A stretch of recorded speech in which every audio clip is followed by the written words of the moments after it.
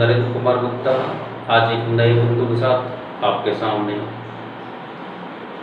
त्रिकोणमिति के बारे में हम कई दिनों से अध्ययन भी कर रहे हैं और आपने बहुत अच्छी तरीके से त्रिकोणमिति को पढ़ा। अब हमारी त्रिकोणमिति का जो अंतिम बिंदु है वो है ऊंचाई एवं दूरी। इसको हम प्रश्नावली 8 के अंदर पढ़ पाएंगे। देखिए, त्रिकोणमिति में त्रिकोणमितीय अनुपात, सर्वसमीकाएं, सारणी, अनुपातों से संबंधित सवाल, पूरक कोण, सर्वसमीकाओं से संबंधित सवाल, ऐसे हमने कई बिंदुओं का अध्ययन किया। और आज हमारा जो बिंदु है ऊंचाई एवं दूरी, इस बिंदु का अध्ययन करने के लिए हमें कुछ परिभाषाओं की आवश्यकता लगेगी। सबसे पहले हम इन परिभाषाओं को समझेंगे, उनका अध्ययन करेंगे और उसके बाद अपनी प्रश्नावली के सवालों को हल करेंगे। वीडियो को अंत तक जरूर आपको देखना है। यदि आप अंत तक देखेंगे तो आपकी समझ में आएगा। ये जो प्रश्नावली हमारी दी गई है इसमें से 3 नंबर का एक सवाल आता है। ये बात आपको मैंने पहले भी बता चुका हूँ। एक सवाल 3 नंबर का आता है और एक सवाल कभी कभी 1 नंबर में भी आ जाता है। इसलिए आपको 4 नंबर मानते हुए इस प्रश्नावली को समझना है। यदि चैनल में नए हैं तो सब्सक्राइब भी करें और वीडियो को अंत तक देखें।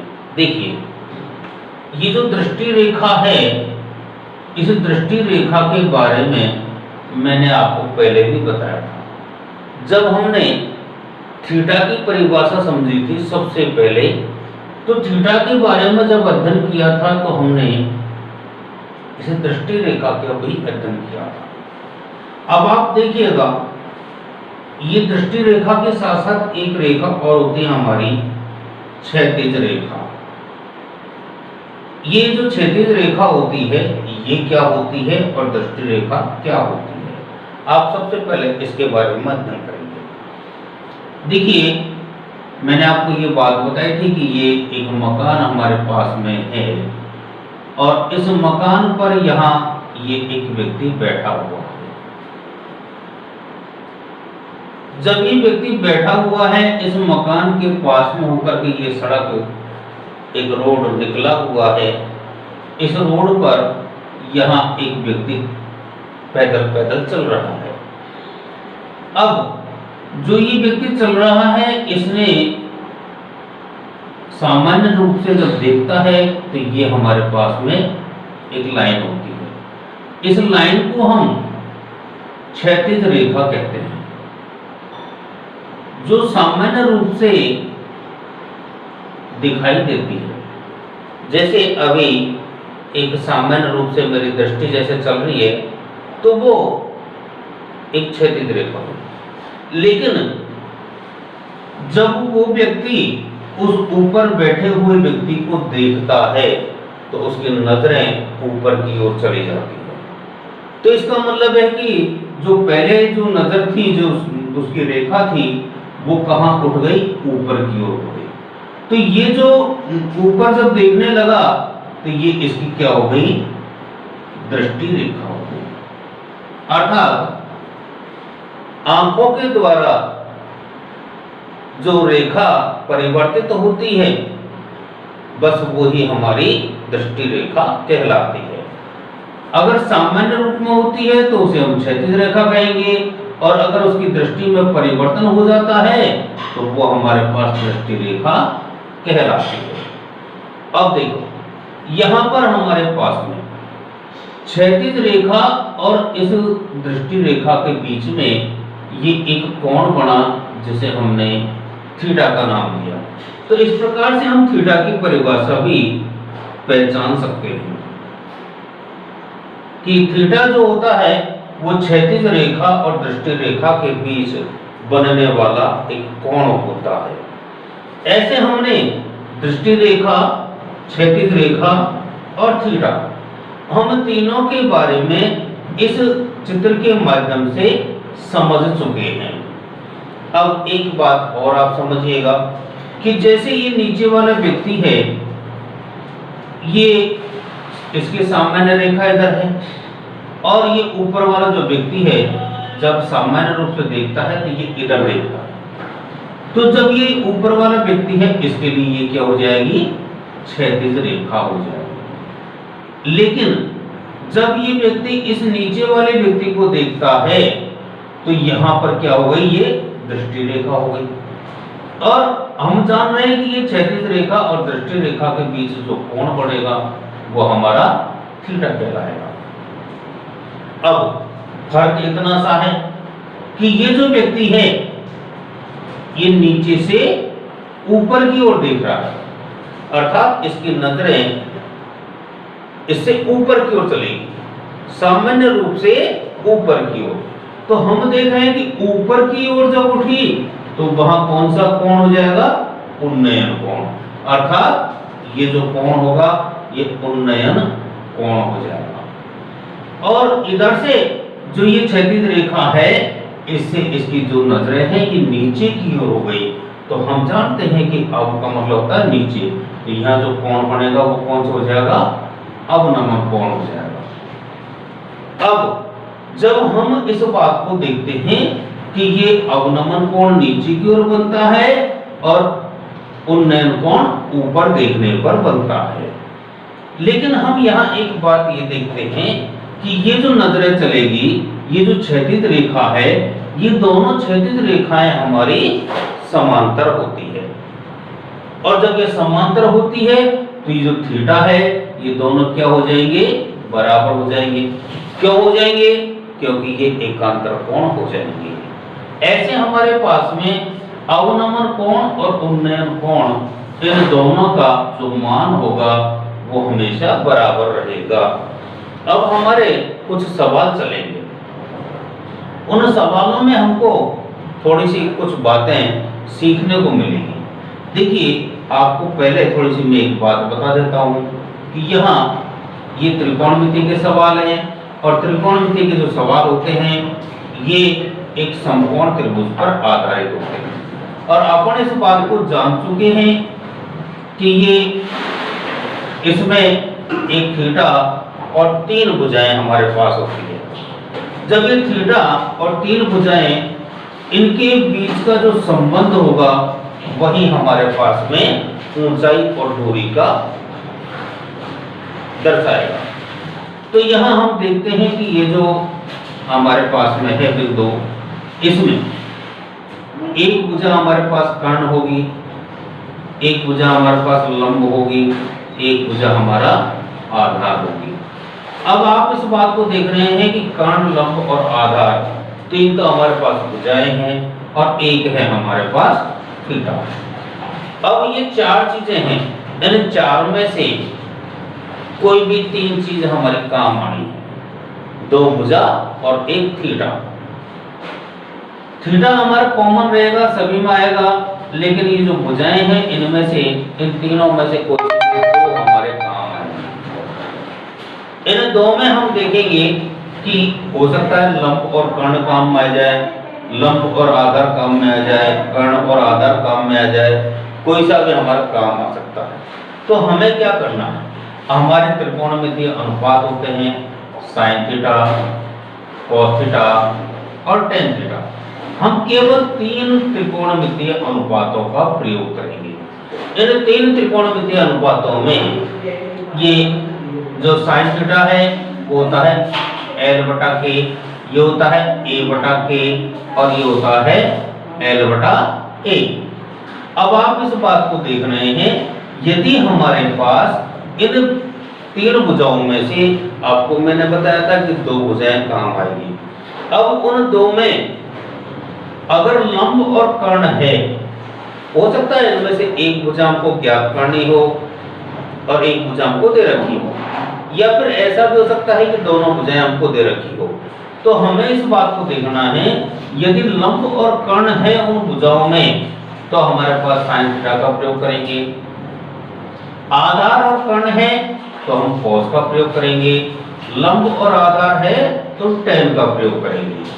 अब थोड़ी सी और बातें हमारी है कि यदि हमारे पास, क्योंकि बहुत सारी चीजें ऐसी हैं जिनको हम जानते हैं, आप एक बात बताएं, मकान जो होता है या एक खंबा होता है, एक खंबा जब तक वो खड़ा हुआ है तब तक उसको हम खंबा के नाम से कहेंगे, लेकिन जब वो अगर आड़ा पटक देते हैं, गिर जाता है या पड़ा हुआ है, जमीन पर लेटा हुआ है, तो हम उसको खंबे की ऊंचाई के बारे में नहीं कह पाएंगे। इसलिए कुछ चीजें ऐसी होती है जो खड़ी रहती है, अर्थात स्तंभ के अनुसार से रहती है, और कुछ हमारे पास क्षैतिज में होती है। तो जो क्षैतिज में होती है उन्हें हम आधार का नाम देंगे, और जो हमारे पास स्तंभ में रहेगी, खड़ी रहेगी, जैसे मीनार है, मकान है, कोई पेड़ है, कोई टावर है, ऐसी जो चीजें होती है ये हमारे पास लंब में आएगी। और इसके अलावा ये तिरछी जो लाइन होती है ये हमारे पास कर्ण में चलेगी। तो कर्ण में कौन कौन सी चीजें, जैसे सीढ़ी है, पतंग की डोर है, किसी बांस से या खंबे से बंधा हुआ तार है, ऐसी जो चीजें आएंगी वो हमारे पास कर्ण में आएगी। तो हमारे पास में ये कुछ भाषा वाले सवाल आएंगे, हम उन भाषा वाले सवालों में ये देखेंगे कि हमारे पास क्या क्या दिया है और कौन सी चीज हमसे ये पूछ रहा है। अब देखिए हमारी प्रश्नावली को हम शुरुआत करते हैं। ये पहले हमने इसके बारे में थोड़ा सा समझा और अब आगे हमारा बिल्कुल देखिए हमारा ये एक सवाल पहले नंबर का, एक ऊर्ध्वाधर खंबे की ऊंचाई। अब इनको हमको हल करने के लिए सबसे पहले एक क्या करना पड़ेगा, समकोण त्रिभुज बनाना पड़ेगा।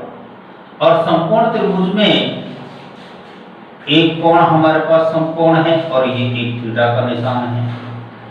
अब आप देखिएगा कि एक ऊर्ध्वाधर खंबा, तो खंबा कौन सा होगा इसमें, ए बी, इसकी ऊंचाई अर्थात h, उसकी परछाई, अब खंबे की जो परछाई आएगी वो कहां जाएगी, इस BC पे जाएगी, इसको हमने x मान लिया।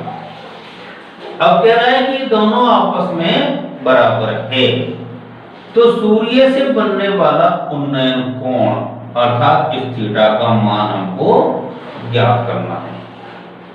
अब हमने जैसा सवाल हमारे पास था उस सवाल के अनुसार से हमने क्या कर लिया, चित्र बना लिया। तो आप यहां इस चीज को लिख दीजिएगा, स्थिति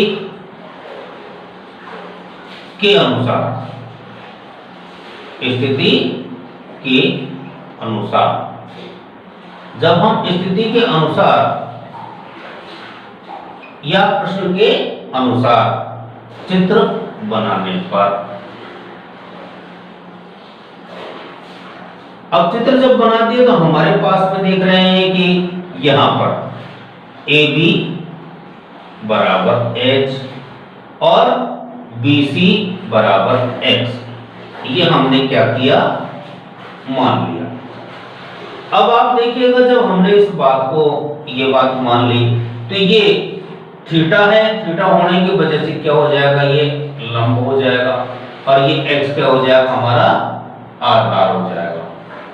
अब आप देखो कि लंब और आधार किस में आता है, कौन से अनुपात में आता है, इस बात को आप जानते हैं कि लंब और आधार हमेशा tan थीटा में आता है। तो tan थीटा बराबर होता है लंब बटा आधार, तो यहां हमारे पास हो जाएगा AB बटा BC। अब tan थीटा या थीटा का कोई मान नहीं है, इसलिए हम क्या करेंगे, tan थीटा बराबर h बटा x। ये हमारे पास एक पहला सवाल आ गया। हमारे पास में ये बात, इस प्रश्न के अनुसार से ये बात दे रहा है कि चूंकि h बराबर x ये हमको दिया गया है, अतः क्या हो जाएगा, जब h और x दोनों बराबर है तो यहां जो हमारे पास सवाल है, इस सवाल के अंदर h का मान x या x का मान h रख लेते हैं।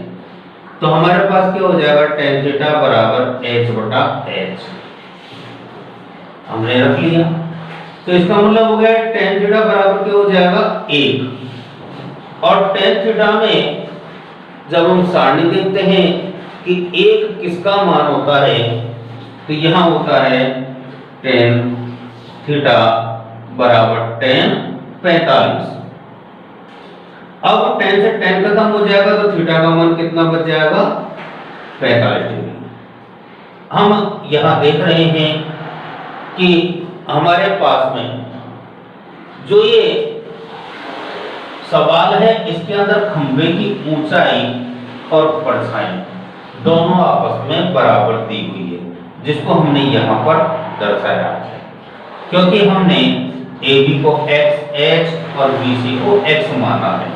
जब AB h और BC x है, ये दोनों आपस में क्या है, बराबर है।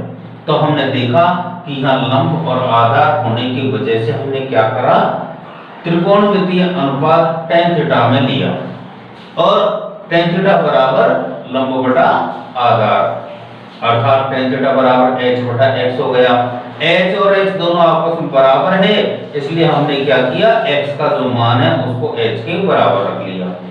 अब h बटा h का मतलब हो गया 1, तो इसका मतलब हो गया tan थीटा बराबर 1। और हम जानते हैं कि tan थीटा में tan 45 का मान 1 होता है, इसलिए हमने 1 के स्थान पर क्या रख दिया, tan 45। tan से tan काट दिया तो हमारे पास थीटा का मान कितना आ गया, 45 डिग्री। अर्थात अतः सूर्य से बनने वाला जो कोण है उन्नयन कोण कितने डिग्री होगा, 45 डिग्री होगा। ऐसे हमको ये आंसर भी, इसका जो उत्तर है वो भी हमको लिखना होगा। अब देखिएगा हमारा दूसरा सवाल, यदि एक मीनार के पाद बिंदु से 100 मीटर दूरी से उसके शिखर का उन्नयन कोण 60 डिग्री बनता है, तो मीनार की ऊंचाई हमको ज्ञात करनी है। अब आपको मैंने ये बात बताई थी कि इसके लिए हमको सबसे पहले क्या करना है, एक समकोण त्रिभुज बनाना है। ये ABC, ये थीटा हमारे पास हो जाएगा। अब ये एक मीनार है, तो अब आप इस बात को समझेंगे कि यह मीनार कौन सी हो जाएगी हमारे पास में, AB एक मीनार हो जाएगी। तो ये जो मीनार है ये इसकी ऊंचाई है, तो अर्थात हमारे पास में ये h हो गया। और इसका पाद बिंदु कौन सा होगा, ये हमारे पास पाद बिंदु होगा। से मीनार के पाद बिंदु से 100 मीटर दूर, अर्थात यहां से और ये दूरी कितनी हो जाएगी हमारे पास, 100 मीटर हो गई दूर। उसके शिखर का, अर्थात यहां से 100 मीटर दूर अगर हम देखते हैं तो ये जो ऊपर जो शिखर है उसका उन्नयन कोण कितना है, 60 डिग्री। अर्थात हमारे पास थीटा का मान कितना दे रखा है, 60 डिग्री दे रखा है। तो हमको मीनार की ऊंचाई ज्ञात करनी है। अब देखिएगा यहां हमने इस प्रश्न के अनुसार से एक चित्र बनाया, तो इसका हल करते हैं अब चित्रानुसार। तो देखिएगा यहां चित्रानुसार, तो हम यहां पर क्या कर रहे हैं, हमने ये एक चित्र बनाया और इस चित्र में जो हमारे सवाल की स्थिति थी उस स्थिति को हमने दर्शा दिया। तो यहां AB बराबर h, BC बराबर 100 मीटर और थीटा बराबर हमारे पास कितना है, 60 डिग्री। तो ये जो AB है ये हमारे पास कर्ण हो गया और ये आधार हो गया। और अब आपको इस बात का पता है कि कर्ण और आधार हमारा किस में आता है, tan में। तो यहाँ पर क्या हो जाएगा, tan थीटा बराबर AB बटा BC। अब थीटा का मान हमारे पास दिया हुआ है कितना, tan 60। AB का मान कितना देखा है, h, और ये कितना है 100। हम जानते हैं कि tan 60 बराबर √3 होता है। तो यहां पर इस tan 60 के स्थान पर हम क्या रखेंगे, √3 रख देंगे। तो हमारे पास h बटा 100 हो जाएगा। हमें h का मान चाहिए तो इस 100 को हम क्या करेंगे, इससे गुणा कर देंगे। तो ये 100 √3 बराबर h। अतः मीनार की ऊंचाई, मीनार की ऊंचाई कितनी हो जाएगी, 100 √3 मीटर। ऐसे हम इस सवाल को हल करते हैं। एक बार आप देखिएगा, यहां हमारे पास में मीनार के पाद बिंदु से 100 मीटर दूर उसके शिखर का उन्नयन कोण 60 डिग्री है। ये बात इसने हमको बताई तो हमने इसके अनुसार से एक चित्र बनाया और चित्र बना करके इसके जो प्रतिरूप हमको दिखाई दे रहे थे उनको हमने दर्शा दिया। और दर्शाने के बाद हमने देखा कि यहाँ पर लंब और आधार दो भुजाएं हमारे काम आ रही है और उन दोनों भुजाओं से tan थीटा का अनुपात बनता है। तो अनुपात रूप में tan थीटा जब आ जाता है तो हमने इस tan थीटा के जो मान हैं उनको रख दिए। थीटा का जगह 60 डिग्री, ऊंचाई जो हमारा लंब है उसके h और आधार को 100, और हमने इसको सरल कर लिया।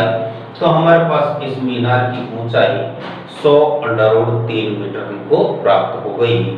ऐसे हम सवाल को हल करते हैं।